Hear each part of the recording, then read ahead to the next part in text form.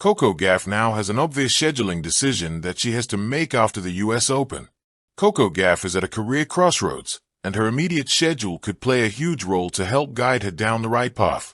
After all, having hired Gavin McMillan before the US Open, the American made a bold move that opened herself up to huge scrutiny.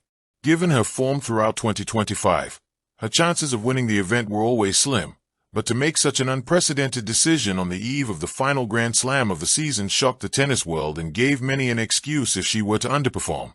In the end, Coco Gauff was knocked out by Naomi Osaka in convincing fashion, halting her run in the fourth round.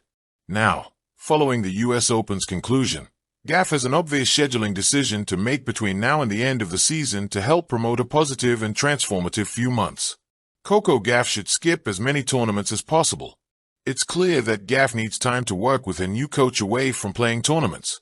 After all, whilst match play is key for honing learned skills, it is not the best place to completely revolutionize one's game. And, for the 21-year-old, she needs a complete overhaul. That is why it would make complete sense for Gauff to play as few tournaments as possible between now and the end of the season, instead prioritizing time on the practice court with McMillan. Only then will they be able to enact the necessary changes that will fix her serve and forehand, and turn her into the contender many believe she should be. For the rest of the year, there are 2 Masters 1000 events and the end-of-year finals as the remaining tournaments of note. Prioritizing these, and omitting all other events, could be the smart decision for Gauff to mix playing genuine matches with crucial practice. Coco Gauff explains why she hired Gavin McMillan right before the US Open.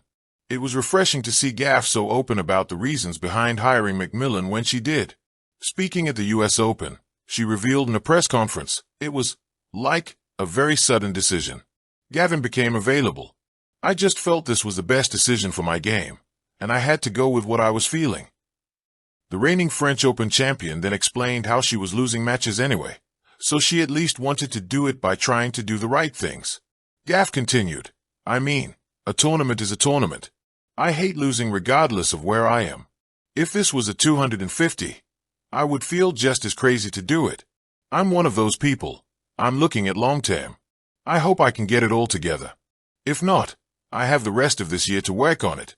I know I needed to make a change, a technical change to it, and I don't want to waste time continuing doing the wrong things.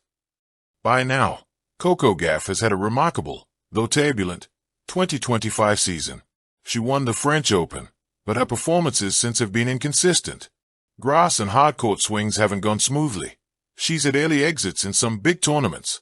On top of that, she made a coaching shakeup just before the US Open, bringing in a biomechanics expert, Gavin McMillan, alongside her longtime mentor.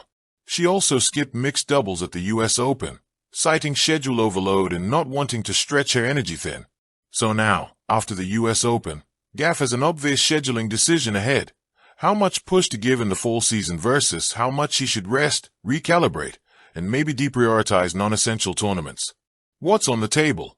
Following the US Open, here are the factors she must weigh. Ranking and points. She is still in contention for the WTA Finals, and skipping events means risking losing ranking points or slide in ranking.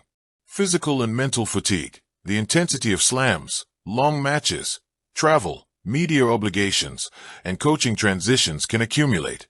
Serve technical issues. Her serve has been cited as a weak spot lately. The coaching change suggests she wants more time to work on fundamental mechanics. Sponsor, media, or off-court obligations. She has commitments that don't stop just because the tennis season does. Preparation for key tournaments surfaces. Some tournaments are more important, e.g. WTA 1000s, others leading up to end-of-year championships. Also, surfaces matter. Hardcourt vs indoor vs outdoors. Given this, Gauff seems to be at a crossroads. Broadly, 2 paths emerge, with shades in between. Full push through full. Continue playing many of the remaining tournaments, chasing ranking points, trying to build momentum, maximize earnings, and maintain visibility. Work through the technical issues while competing. Strategic scaling back. Skip or reduce participation in lower priority tournaments. Use that time for rest, fitness, save rework, mental reset. Prioritize just a few big events, especially ones that matter for WTA finals, ranking, or preparation. possibly even take a longer break to recharge. Here's a possible decision narrative for Gauff in coming weeks and months, told like a story. Coco lands in New York after the US Open, exhausted from matches, media, travel, and internal pressure.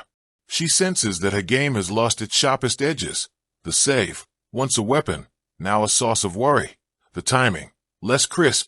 The confidence, wavering under the weight of expectation. Back at her base, she studies the calendar.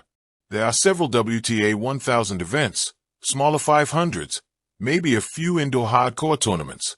Some are optional. Some conflict with training blocks. She weighs what she needs more, points or polish. She remembers that when she added McMillan, the idea was to fix technical issues, especially in the serve. That kind of fix can't be rushed.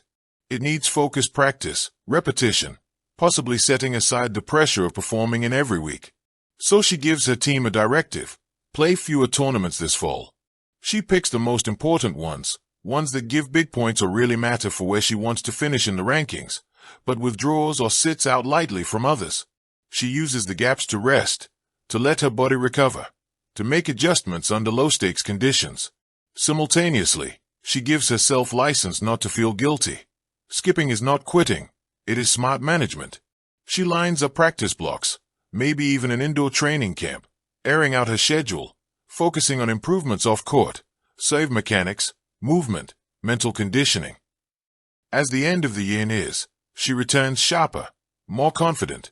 When she steps onto court at the WTA Finals, she has fewer matches behind her but feels more in control. Because quality often beats quantity. Playing every week risks burnout and injuries, plus dilutes practice time for needed fixes. Because peak performance at big events can move the needle more than squeaking by in many small ones. Because mental energy is finite, constant competition, spotlight, travel drain it. Rest and focus can restore capacities. Because her recent stretch suggests that some slippage has already happened, so turning that around may require stepping off the gas momentarily to rebrand the base. Ranking points lost, which might complicate seeding, draws in future tournaments.